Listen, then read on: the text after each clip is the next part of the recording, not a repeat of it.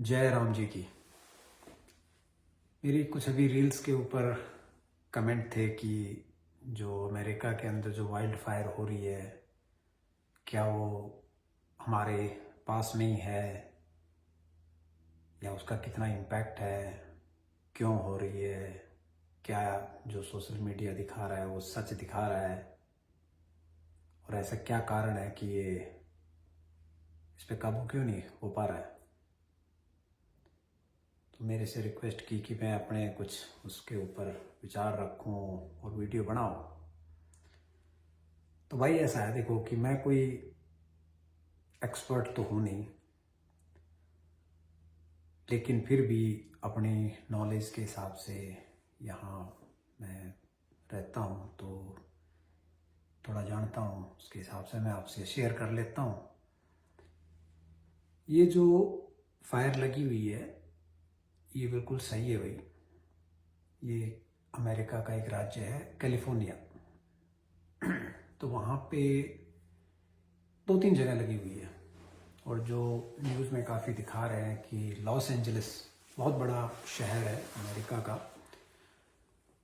आपने सुना होगा कि हॉलीवुड, तो लॉस एंजलिस में हॉलीवुड है और काफ़ी जान माल का नुकसान हुआ है वहाँ पे, क्योंकि ये फायर रिहायशी इलाकों में फैल गई है। तो सबसे पहले तो मैं आपको लोकेशन के हिसाब से दिखाता हूँ, और मैं मैप पे दिखाऊंगा जिससे आप इजीली समझ जाए।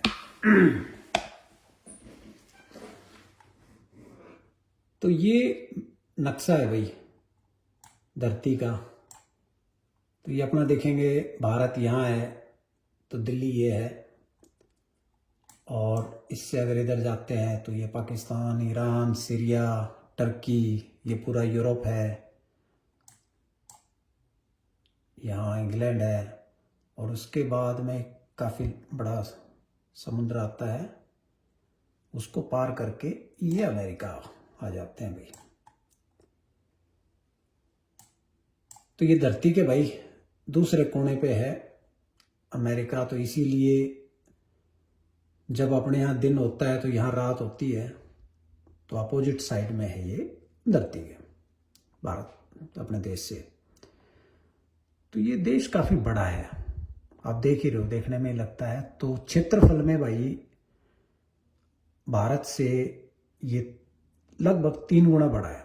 तो ये है, ये यहाँ ऊपर ये कनाडा है और ये अमेरिका है। तो ये सब अलग अलग राज्य हैं। तो यहाँ आप देखोगे, ये जहाँ मैं हूँ इस टाइम पे वाशिंगटन डीसी, तो ये ईस्ट कोस्ट कहलाता है, ये पूरा समुद्र है इधर,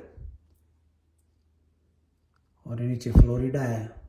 ये gulf Mexico, gulf of Mexico है, ये खाड़ी है, ये भी काफ़ी बड़ी है। तो इसके नीचे टेक्सास वैक्सस यहाँ लगते हैं, ठीक है, एरिजोना, लुजियाना, वो यहाँ लगते हैं।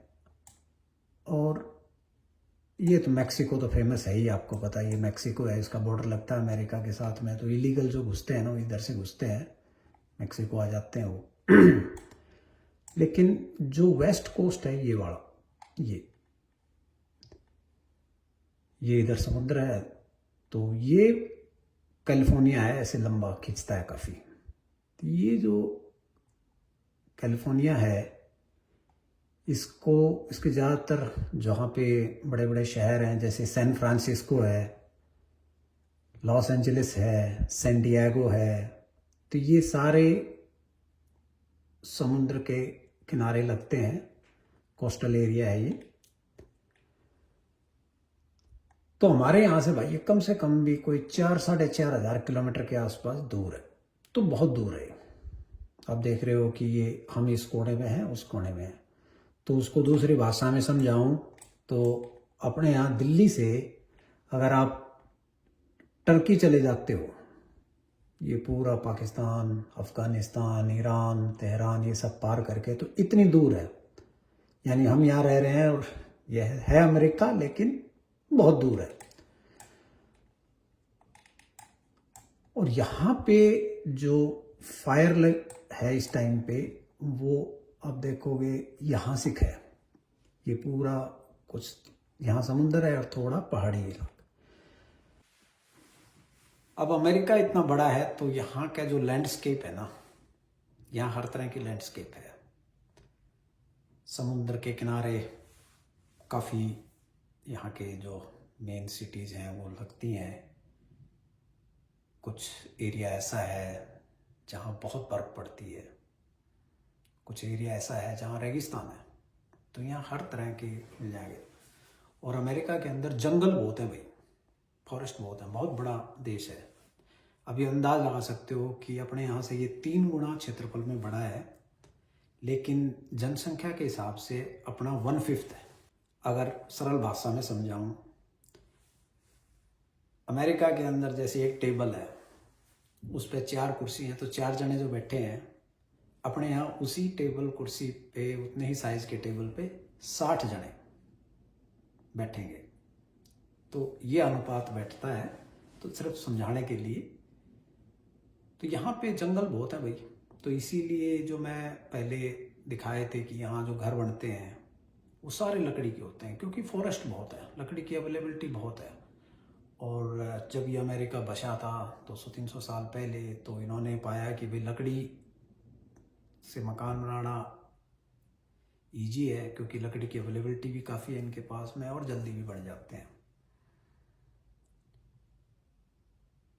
तो यहाँ पे जो अलग अलग तरह के लैंडस्केप हैं, कैलिफोर्निया में क्या है कि उस साइड का जो एरिया है ना, वो थोड़ा सा खुश्क टाइप का है, तो गर्म रहता है, ठंड नहीं होती ज़्यादा। तो वहाँ की जो वनस्पति है वो ज़्यादातर इस टाइप की है, झाड़ियाँ सी हैं, घास है काफ़ी, और जो पेड़ भी हैं वो भी सूखे सूखे से हैं। तो गर्मी पड़ती है तो सूखे ही है, और समुद्र के किनारे है तो हवाएं काफ़ी तेज़ चलती हैं। तो अगर कभी कोई फायर हो जाती है, और वाइल्ड फायर बहुत होती है, ऐसा नहीं है पहली बार हो रही है, बहुत होती है वाइल्ड फायर वहाँ पे। लेकिन वो क्या है, जंगलों में होती है, उसको वहीं पे उसको रोक दिया जाता है। अब की बार क्या हुआ है कि ये फैलते हुए रिहायशी इलाके में घुस गई, और आपने देखा होगा प्लेन से भी रिटार्डेंट या पानी समुद्र में से भर भर के प्लेन ले जाके डाल रहे हैं। तो इस पे काबू पाना बहुत मुश्किल इसलिए भी हो रहा है क्योंकि हवाएं बहुत तेज़ चल रही हैं और वो बहुत तेज़ी से फैलती है। और जब ये रिहायशी इलाके में घुसी तो लकड़ी के मकान थे भाई, तो आपने देखा होगा एक बार घुस तो मकान ख़त्म, कुछ बचता ही नहीं फिर उसमें। तो इसलिए बहुत मुश्किल उठानी पड़ रही है, क्योंकि यहाँ का जो फायर ब्रिगेड सिस्टम है और ये बहुत बढ़िया है, ठीक है, टॉप क्लास है, लेकिन उसके बाद भी इनको स्ट्रगल करना पड़ रहा है उसको फायर को रोकने के लिए। लगभग 35 हज़ार एकड़ से भी ऊपर की नुकसान उसमें आग लग चुकी है, और इस टाइम पे चल रही है। 3 जगह ऐसी हैं जहाँ पे फायर एक्टिव है, और लॉस एंजलिस के पास में जो फायर थी वो शहर में घुस गई, और आपने देखा है, मीडिया में भी दिखा रहे हैं कि बहुत नुकसान हुआ है, काफ़ी एरिया मकान जल गए हैं, 25 के आसपास लोग की जान भी चली गई है। तो ये सीरियस है। और अब ये कैसे हुआ है, चाहे आसमान से बिजली पड़ी हो उससे हो, या किसी ने गलती से आँच जलती हुई छोड़ दी उससे हो, तो ये तो कहना बड़ा मुश्किल है, क्योंकि प्राकृतिक आपदाएं भाई यहाँ पे बहुत आती रहती हैं। अलग अलग लैंडस्केप है, ऐसा नहीं है कि जैसे यहाँ आज पहली बार लगी है, आज हम इतना हाईलाइट कर रहे हैं क्योंकि रेजिडेंशियल एरिया में घुस गई है वो, नहीं तो यहाँ पे हरिकेन्स बहुत आते हैं, क्योंकि समुद्र के किनारे का एरिया बहुत है। तो आपने सुने होंगे बहुत हरिकेन्स आते हैं, बहुत जान माल का नुकसान उसमें भी होता है। अभी कुछ एरिया में यहाँ पे स्नो पड़ी हुई है, अब हमारे यहाँ ही मैंने दिखाया था कि ये देखो बाहर बर्फ पड़ी हुई है इस टाइम पे, लेकिन थोड़ा मशक्क़त करनी पड़ती है, बट ये प्रिपेयर्ड रहते हैं, क्योंकि ऐसा नहीं है कि पहली बार हो रहा है। और ये बर्फबारी, हरिकेन्स वगैरह भी आते हैं, लेकिन हमारी संवेदनाएं उन सब के साथ है जो इस घड़ी से गुजर रहे हैं, और प्रार्थना है कि ये जल्दी से, ये त्रासदी जल्दी से रुक जाए। हमारे से बहुत दूर है, हमारे पे मैंने बताया कि जैसे आपको मीडिया में देख रहे हो वैसे ही मैं यहाँ से देख रहा हूँ। लेकिन मैं इस वीडियो के ज़रिए, क्योंकि बहुतों ने मेरे से पूछा था कि राव साहब थोड़ा आप बताओ, तो मैं अपने नज़रिए से सरल भाषा में आपको ये सिचुएशन बताने की कोशिश करता हूँ, और मैंने ये की है। तो हो सकता है आपको पसंद आई हो और कुछ एडिशनल इससे क्लैरिटी मिली हो। बाकी भाई ऐसा है कि वाइल्ड फायर्स होती हैं बहुत ही, क्योंकि जो बसावट ज़्यादा है वो कोस्टल एरिया पे ज़्यादा है। कैलिफोर्निया में भी ऐसा ही है। तो जो मेन सिटी हैं वो कोस्टल एरिया में बसे हुए हैं, तो उसके पीछे की तरफ में जो काफ़ी मैदान है घासों के, वो उनमें लग जाती है। पहाड़ी इलाका काफ़ी है, और इस तरह की वेजिटेशन है कि आग बहुत जल्दी पकड़ती है। कुछ जंगल ऐसे होते हैं जिसमें आँच इतनी जल्दी नहीं पकड़ती और उसको जल्दी से बुझा दिया जाता है, लेकिन कैलिफोर्निया की जो है वो इस टाइप से है। और बहुत खेतीबाड़ी वाला भी एरिया है वहाँ पे। आपने सुना ही होगा कैलिफोर्निया आलमंड्स, विश्व का लगभग 80% जो बादाम है वो कैलिफोर्निया में ही पैदा होता है। सैकड़ों किलोमीटर तक चलते चले जाओ, फार्म्स हैं इसके। तो वहाँ पे तो इसका इम्पैक्ट नहीं है, बट ये तो है वाइल्ड में होगा।